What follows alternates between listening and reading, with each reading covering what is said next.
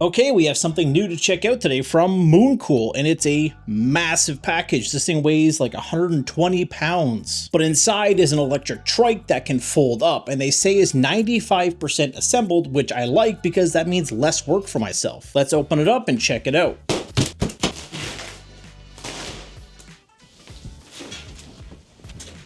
I'm gonna try and lift it out of the box, but I don't think I'm gonna be able to, so we'll see. Okay, that wasn't that bad.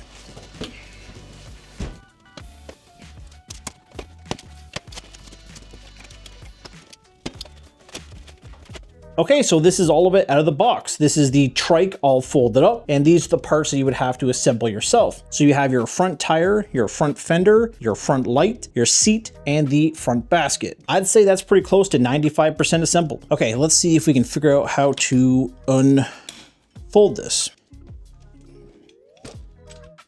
Okay, let's do this here. Let's try that. There you go. Just for now. We'll have to tighten that after. So brakes on this side. I think that's it.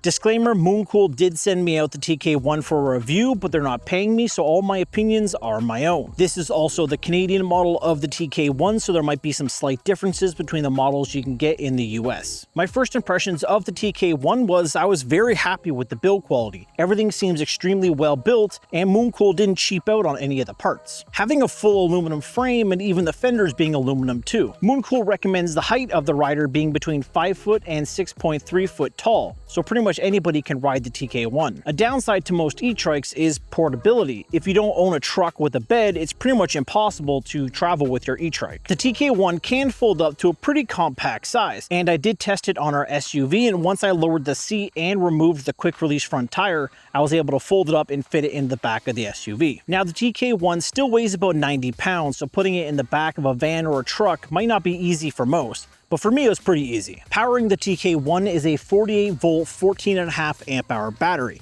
and Mooncool says that should get about 35 to 70 miles on a single charge. To reach that 70 miles, you'll have to ride a pedal assist 1 or 2. I originally thought the 500 watt motor was going to be underpowered, especially with its weight capacity of 450 pounds. But after using the TK1 a bunch, I was very surprised with how powerful it felt while riding. And to stop this 500 watt powerhouse, you have dual hydraulic brakes with 7-inch discs. Mooncool uses a differential to allow the back tires to turn at different speeds, helping you turn just a little bit better.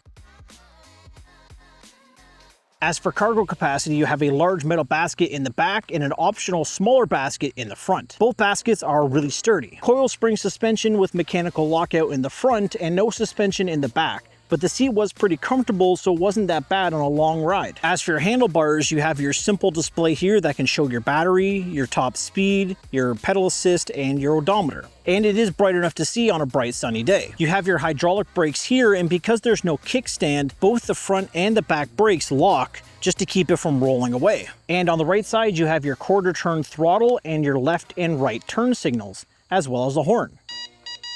I do wish the brake lights and the turn signals were just a little bit brighter and bigger, but they do a decent job. And you can't forget about the headlight. If you guys are enjoying the video, don't forget to leave a like, comment, and subscribe. And if you want to check out the TK1, I'll have a link and a discount code down below. Okay, so we're taking the TK1 from Mooncool out for a little ride here to kind of go over its features and just overall how it rides. And it rides pretty good, and it's definitely something you're gonna have to get used to because it's completely different from just a bike or another e-bike. And the first thing being it's a trike, so you have 3 wheels and it turns completely different. So on a bike you would normally just kind of lean into it and turn normally, and you can do that at pretty much any speed. But on a trike, even though you're kind of more stable, it really feels like it wants to flip and turn over. So if I go to turn pretty much over anything like 10 miles an hour, you can feel that back wheel kind of pick up and go onto 2 wheels, which again, it's very stable. Like you're not gonna flip over unless you're purposely, you know, not leaning into the turn. If you're going past 10 miles an hour, you really need to lean into it. Like right now I'm on 2 wheels.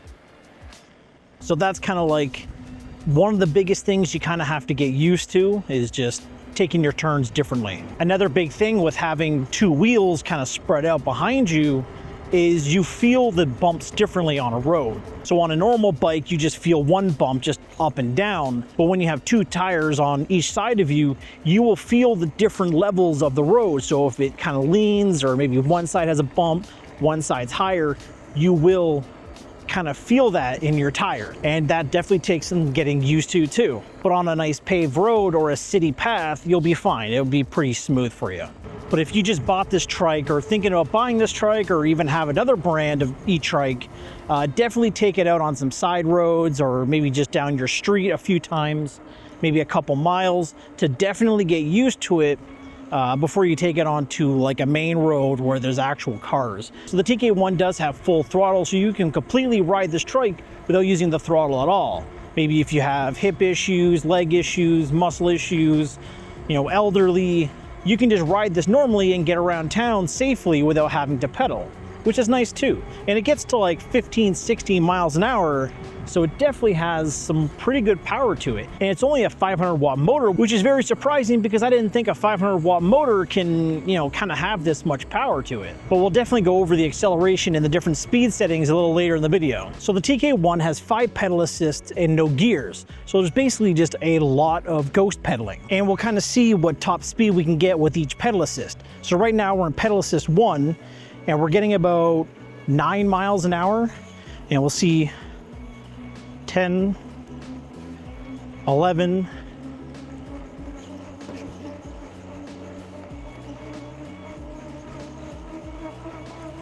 so you can get top speed with pretty much every pedal assist. So you can get 15 miles an hour on pedal assist 1, but you're having to pedal pretty damn hard. And we'll go into pedal assist 2.